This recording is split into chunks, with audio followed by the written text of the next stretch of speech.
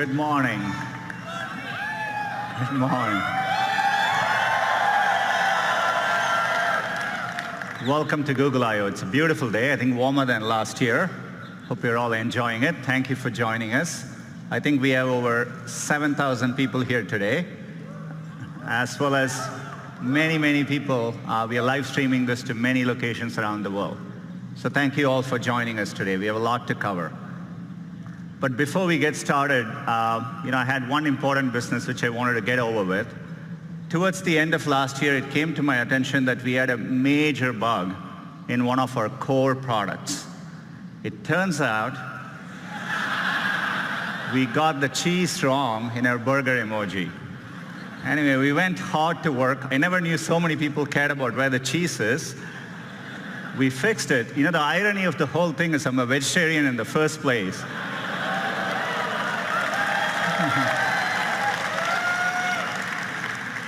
So we fixed it, but hopefully we got the cheese right. But as we were working on this came to my attention.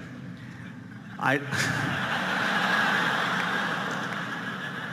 don't even want to tell you the explanation the team gave me as to why the foam is floating above the beer. But we restored the natural laws of physics.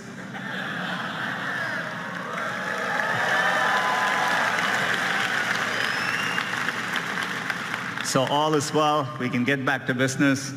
We can talk about all the progress since last year's I/O. I'm sure all of you would agree it's been an extraordinary year on many fronts. I'm sure you've all felt it.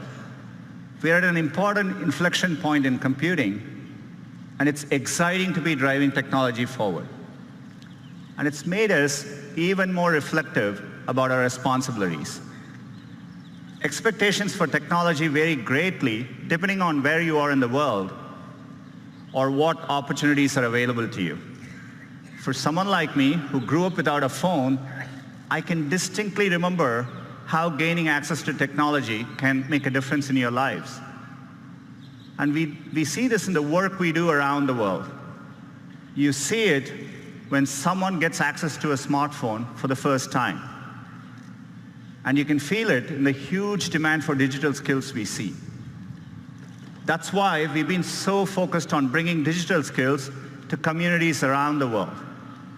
So far, we have trained over 25 million people, and we expect that number to rise over 60 million in the next 5 years. It's clear technology can be a positive force, but it's equally clear that we just can't be wide-eyed about the innovations technology creates. There are very real and important questions being raised about the impact of these advances and the role they'll play in our lives. So we know the path ahead needs to be navigated carefully and deliberately, and we feel a deep sense of responsibility to get this right. That's the spirit with which we are approaching our core mission to make information more useful, accessible, and beneficial to society. I've always felt that we were fortunate as a company to have a timeless mission that feels as relevant today as when we started. And we're excited about how we can approach our mission with renewed vigor thanks to the progress we see in AI. AI is enabling this for us to do this in new ways, solving problems for our users around the world. Last year at Google I/O, we announced Google AI. It's a collection of our teams and efforts to bring the benefits of AI to everyone. And we want this to work globally, so we are opening AI centers around the world. AI is going to impact many fields, and I want to give you a couple of examples today. Healthcare is one of the most important fields AI is going to transform. Last year, we announced our work on diabetic retinopathy, which is a leading cause of blindness, and we use deep learning to help doctors diagnose it earlier. And we've been running field trials since then at Aravind and Sankara hospitals in India, and the field trials are going really well. We are bringing expert diagnosis to places where trained doctors are scarce.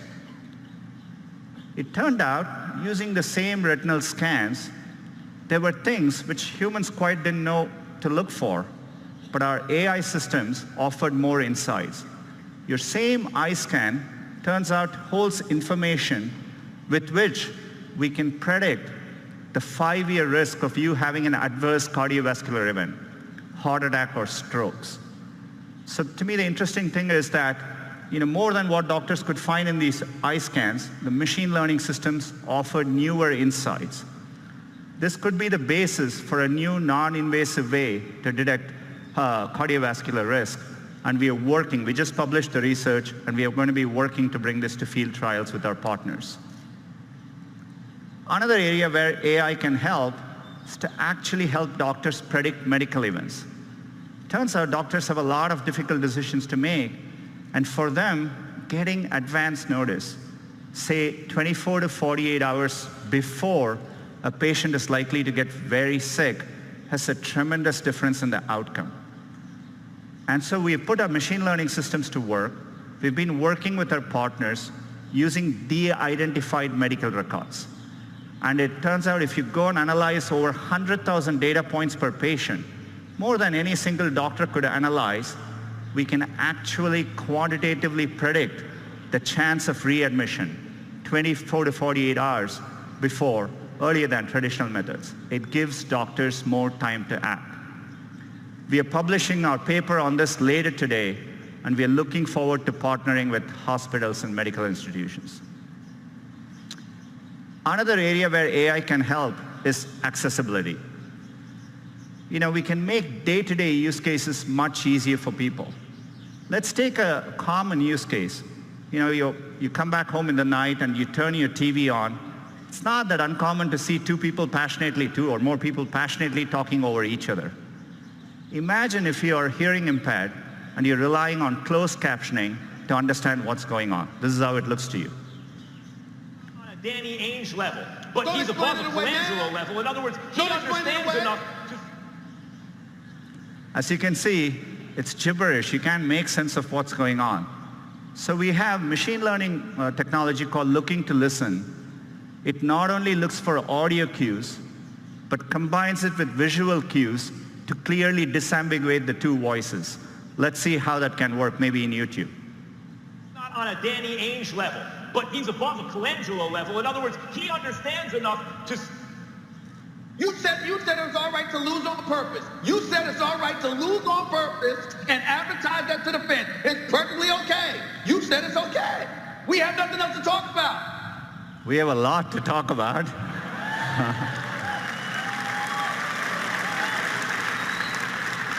But you can see how we can put technology to work to make an important day-to-day use case profoundly better. The great thing about technology is it's constantly evolving. In fact, we can even apply machine learning to a 200-year-old technology, Morse code, and make an impact in someone's quality of life. It's great to reinvent products with AI. Gboard is actually a great example of it. Every single day, we offer users, and users choose over 8 billion auto corrections each and every day. Another example of one of our core products, which we are redesigning with AI, is Gmail. We just had a new, fresher look for Gmail, a recent redesign. Hope you're all enjoying using it. We are bringing another feature to Gmail. We call it Smart Compose. So as the name suggests, we use machine learning to start suggesting phrases for you as you type. All you need to do is to hit tab and keep auto-completing.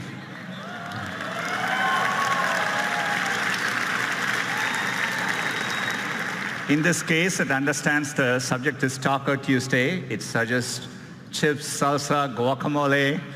It takes care of mundane things like addresses so that you don't need to worry about it. You can actually focus on what you want to type. I've been loving using it. I've been sending a lot more emails to the company, not sure what the company thinks of it. But it's been great. We are rolling out Smart Compose to all our users this month and hope you enjoy using it as well.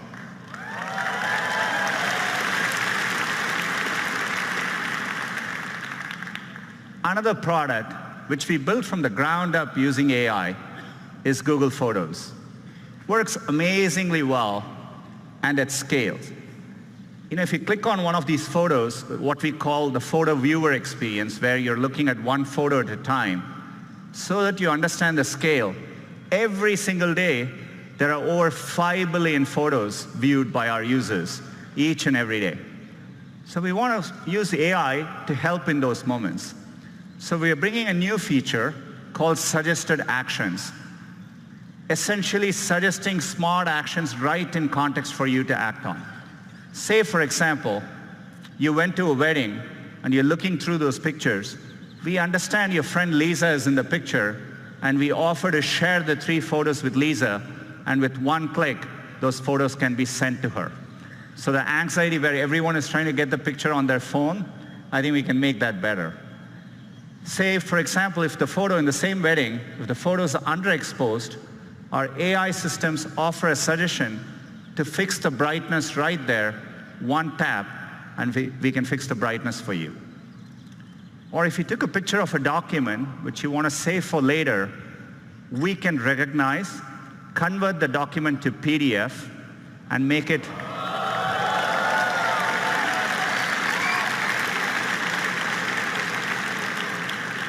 much easier for you to use later. We want to make all these simple cases delightful. By the way, AI can also deliver unexpected moments. So for example, if you have this cute picture of your kid, we can make it better. We can drop the background color, pop the color, and make the kid even cuter. Or if you happen to have a very special memory, something in black and white, maybe of your mother and grandmother, we can recreate that moment in color and make that moment even more real and special.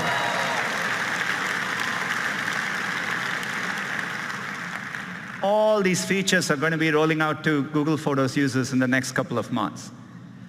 The reason we are able to do this is because for a while, we've been investing in the scale of our computational architecture. This is why last year we talked about our tensor processing units.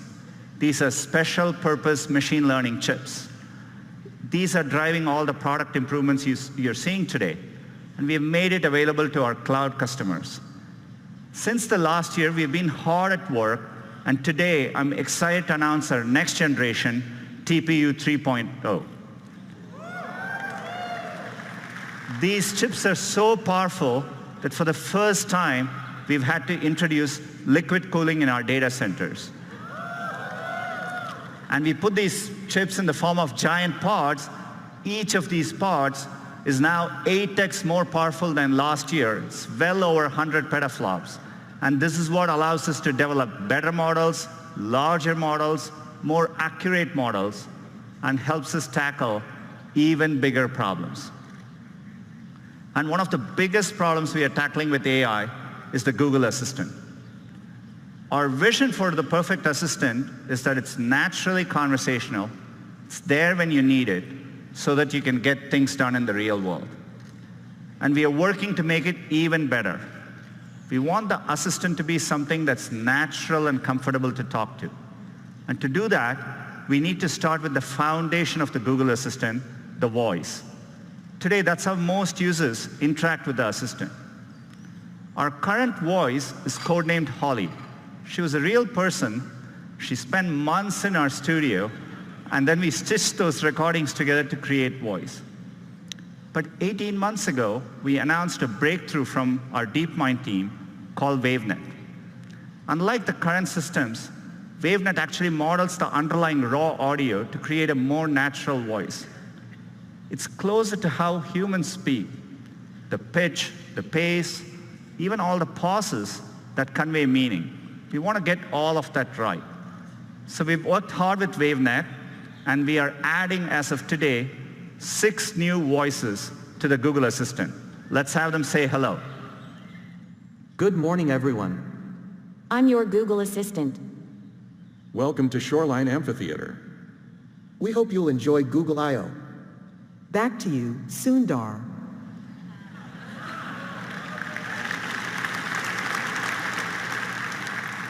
Our goal is one day to get the right accents, languages, and dialects right globally. WaveNet can make this much easier. With this technology, we started wondering, who we could get into the studio with an amazing voice. Take a look. Couscous, a type of North African semolina in granules made from crushed durum wheat. I want a puppy with sweet eyes and a fluffy tail who likes my haikus. Don't we all? Happy birthday to the person whose birthday it is. Happy birthday to you. John Legend. He would probably tell you he don't want to brag, but he'll be the best assistant you ever had. Can you tell me where you live? You can find me on all kinds of devices, phones, Google Homes, and if I'm lucky, in your heart.